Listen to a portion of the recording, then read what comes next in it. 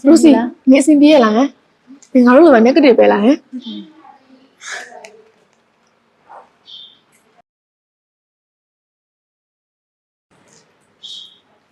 你娃娃那个的时候呢，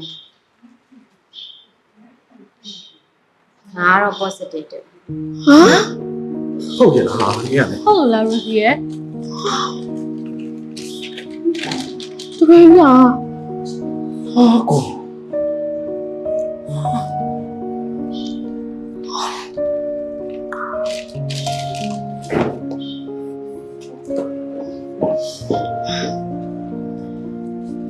Lucy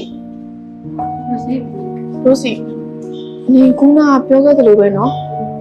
你ဘယ်မှလည်းမတော်အောင်ဘာမှလည်းမလုပ်ကြအောင်ငါတို့လှုပ်ကျွေးနိုင်တယ်